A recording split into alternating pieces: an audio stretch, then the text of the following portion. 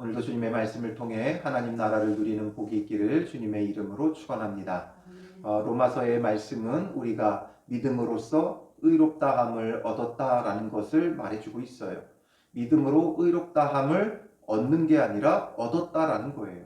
이미 우리는 의롭다함을 얻었기 때문에 의롭다함을 얻은 자로서의 삶이 뒤따라야 하는 거죠.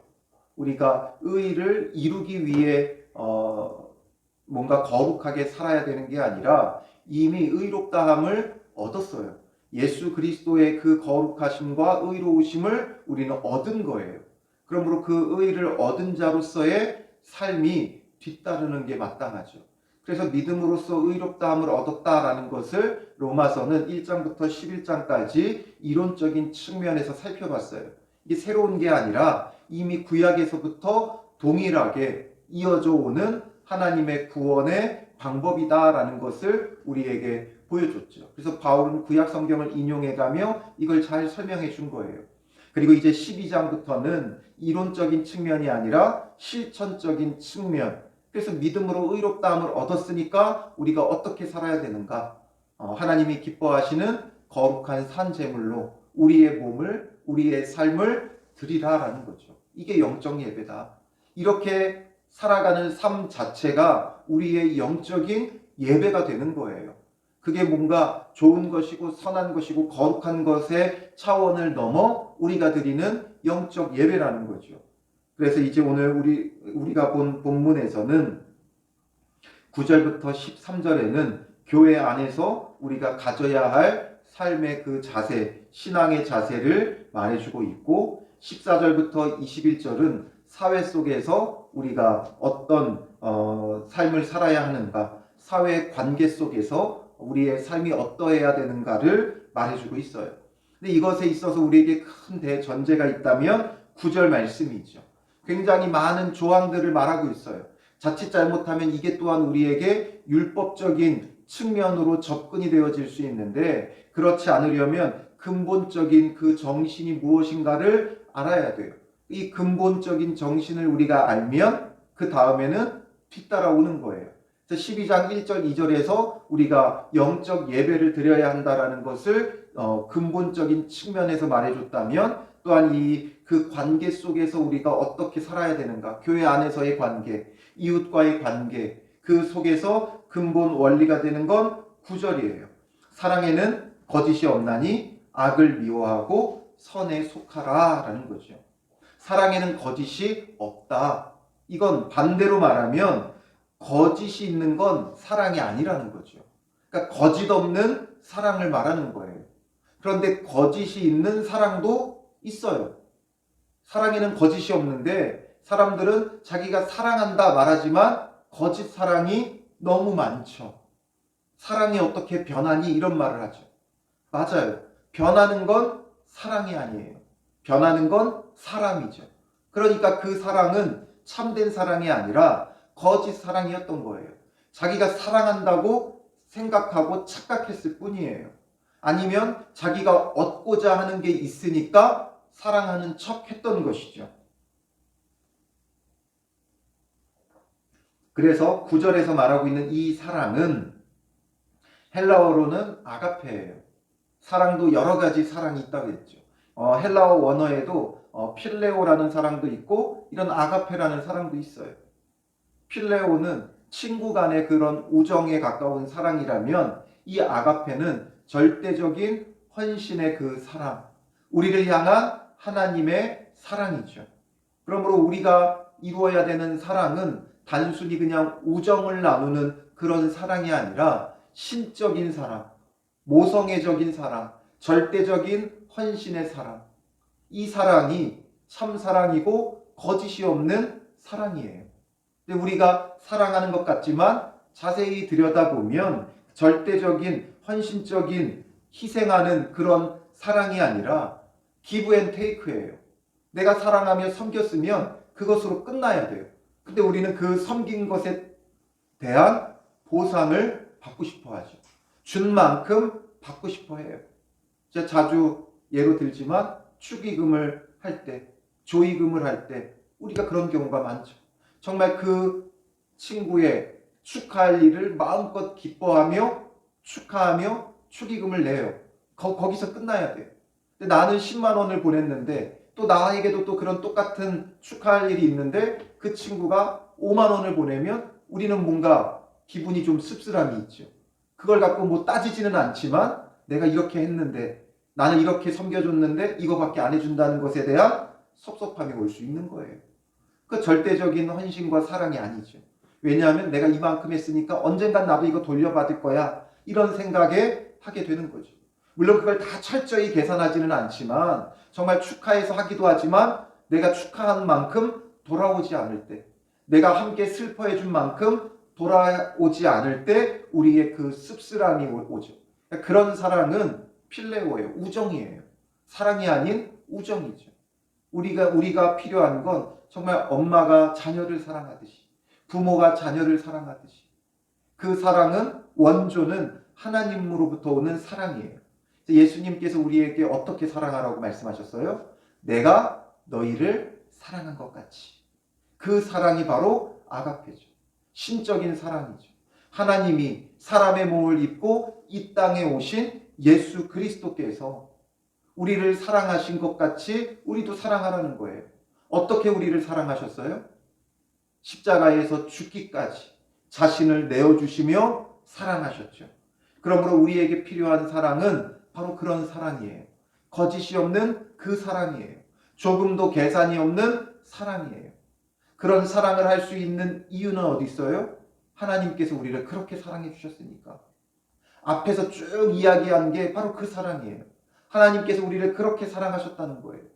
우리를 자기 아들을 보내 죽기까지 우리를 사랑하시고 자기의 사랑을 우리에게 확증해 주셨으므로 그 사랑으로 우리가 믿음으로 의롭다함을 얻는 은혜를 얻은 거예요. 그러니 하나님의 사랑이 어떠한 것이었는가 이걸 안다면 우리가 믿음으로 의롭다함을 얻는 게 바로 이런 사랑이었어요. 거짓이 없는 사랑이었어요. 믿음으로 의롭다함을 얻는 건 단순한 이론이고 교리인 게 아니라 거기에는 철저히 뭐가 있는 거예요? 하나님의 사랑이 있는 거예요. 하나님의 인애가 있고 자비가 있는 거예요. 그러므로 그 사랑을 받았기 때문에 우리도 이제 그 사랑을 흘려보내야 한다는 거죠. 하나님이 내게 이렇게 사랑해 주셔서 감사하다로 끝나는 게 아니라 그 사랑을 받았기에 사랑하는 거예요. 사랑은 받아본 사람이 사랑할 수 있어요. 내가 사랑을 받아보지 못하면 사랑할 수가 없어요. 하나님께서 나를 어떻게 사랑하셨는가? 그걸 우리가 정말 이 로마서의 말씀을 통해 그 은혜 위에 은혜를 깨닫는다면 우리에게도 이제는 그 거짓 없는 사랑 행할 수 있다는 거죠. 그래서 그 사랑으로서 악을 미워하고 선에 속하라. 그 선에 속하라는 거예요. 이 선이라는 건 바로 이 사랑이라는 거죠. 하나님의 사랑 안에 거하고 하나님의 사랑 안에 속하는 건 우리도 그 사랑을 행할 때 완전해지는 거예요. 하나님의 그 사랑이 일방적으로 우리에게 왔지만 우리도 이제 그 사랑을 흘려보낼 수 있을 때 하나님의 그 사랑을 온전히 받은 자가 되는 거죠. 아직 그 사랑을 미처 다 흘려보낼 수 없다는 건 하나님의 그 사랑을 아직 온전히 다 받지 못했다는 거예요. 우리의 그 믿음이 하나님의 그 사랑으로부터 오는 그 믿음이 아직 온전치 못하다는 거예요. 그래서 바울은 믿음에서 믿음에 이르게 하기 위하여 이 로마서를 썼다 그랬죠. 참된 그 믿음, 바로 하나님의 온전한 사랑을 받는 그 믿음. 그래서 은혜 위에 은혜를 깨닫고 그 사랑을 온전히 흘려보냄으로써 이제 악을 미워하고 선에 속하는 자가 되어져야 하는 거예요. 그리고 21절 맨 마지막 절도 마찬가지죠. 오늘 본문의 맨 마지막 절에도 악에게 지지 말고 선으로 악을 이기라 라는 거예요. 선으로 악을 이기라. 우리는 선을 행함으로써, 다른 말로 하면 거짓 없는 사랑으로서 악을 이겨야 돼요.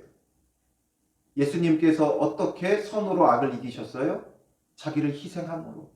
예수님을 십자가에 못 박고자 하는 자들, 예수님을 원수로 행하는 자들, 그 원수를 예수님께서 갚으실 수도 있죠. 하늘에서 불을 내려 그들을 불태우실 수도 있고, 하늘의 천군 천사를 동원하여 그들을 멸할 수도 있어요. 그들이 원수로 행하니까 원수를 갚을 수도 있어요. 그러나 그렇게 하지 않고 자기 자신을 내어주죠. 그러니 십자가의 죽으심은 예수님의 패배가 아니라 누구의 패배예요? 사탄의 패배죠. 사탄은 이것을 통해 예수님과 우리의 관계를 완전히 끊어놓으려고 했던 거예요. 예수님을 대적하게 하면 예수님께서 그들을 멸하고 심판하실 것이라고 생각했어요. 그 관계가 완전히 끊어질 거라고 생각했어요. 그런데 예수님께서 오히려 자기를 내어주시고 희생하시니까, 오히려 그들을 사랑해 버리니까 더 이상 사탄이 할 수 있는 방법이 없어요. 이게 바로 선으로 악을 이기는 거예요. 저 사람들이 우리에게 원수로 행한다고 나도 원수를 갚으면 완전히 관계가 끊어지는 거예요. 네가 나한테 이렇게 했어? 그럼 나도 너한테 그렇게 할게. 우리는 그게 당연한 이치죠. 나에게 선대하면 나도 선대하고, 나에게 악하게 행하면 나도 악하게 행하고, 우리는 그것을 도덕적으로 뭐라고 하진 않아요. 그러나 주님 안에서 이걸 보면 결국 악에게 지는 거예요. 우리가 악에게 지지 않으려면 우리는 늘 선으로 악을 이겨야 돼요. 그러니까 남이 한 만큼 나도 한 게 아니에요. 오는 말이 고와야 가는 말도 고운 게 아니에요. 우리에게 오는 말이 곱지 못해도 우리의 가는 말이 고울 때 어떻게 되겠어요? 정말 선으로 악을 이기는 거죠. 그럼 그 상대방이 부끄러워지고 수치스러워지는 거예요.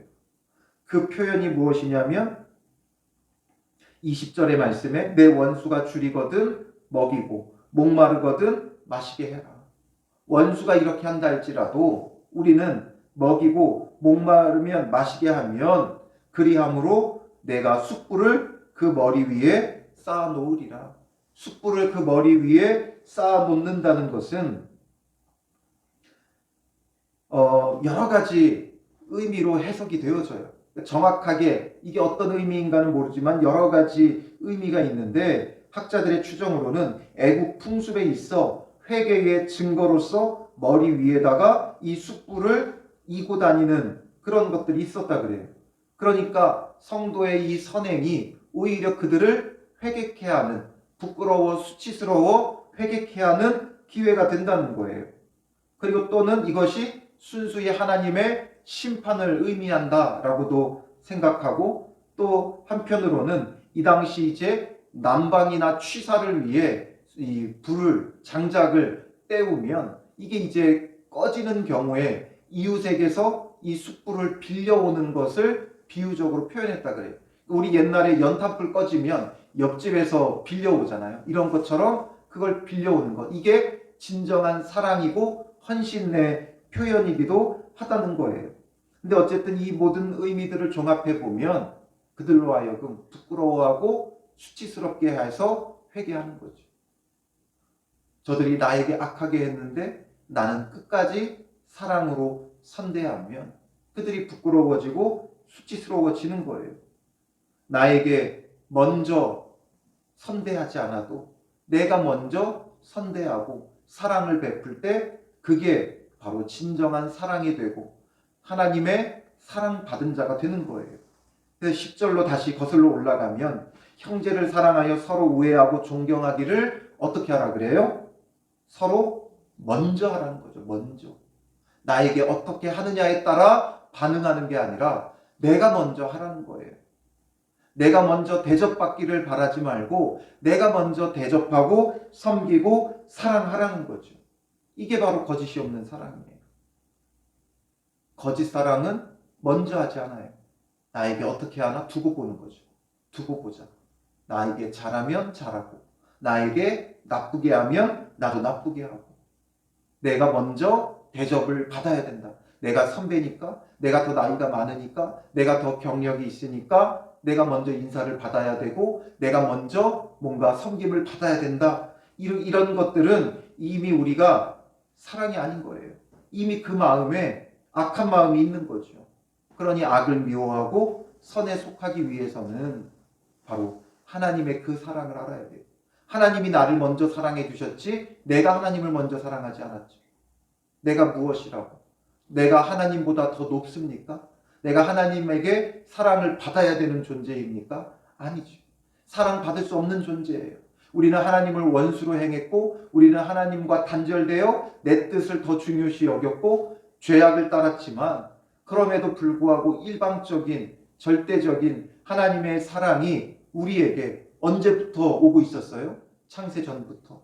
우리를 미리 아시고 우리를 예정하시고 택하여서 이 사랑을 베풀어주고 있다는 거죠. 이 놀라운 사랑 안에서 우리가 마땅히 행해야 되는 삶은 이 정말 놀라운 사랑을 받았기에 이 사랑을 흘려보내라는 거예요. 그래서 먼저 하는, 내가 먼저 할 수 있어야 돼요.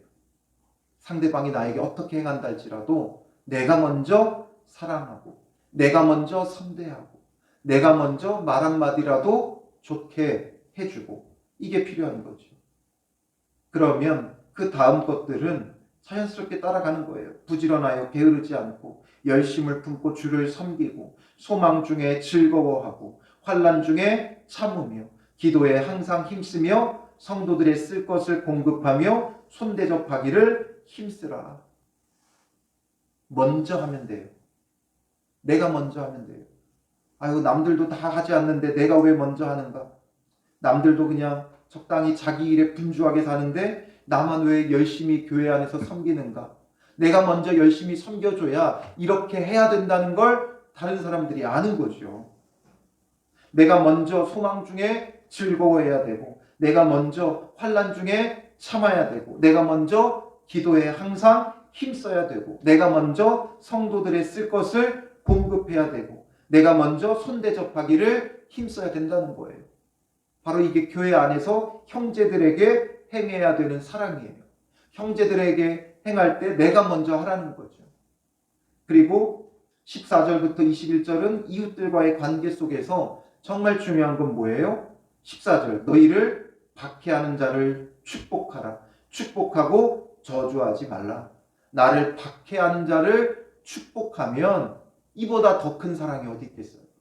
나를 박해하는 자를 사랑하는 것 그것보다 더 중요한 게 없어요. 이거 할 수 있으면 다른 사랑은 저절로 따라오는 거죠. 그래서 즐거워하는 자들과 함께 즐거워하고 정말 즐거워하는 자하고 함께 즐거워한다는 것 당연해 보이지만 쉽지 않아요.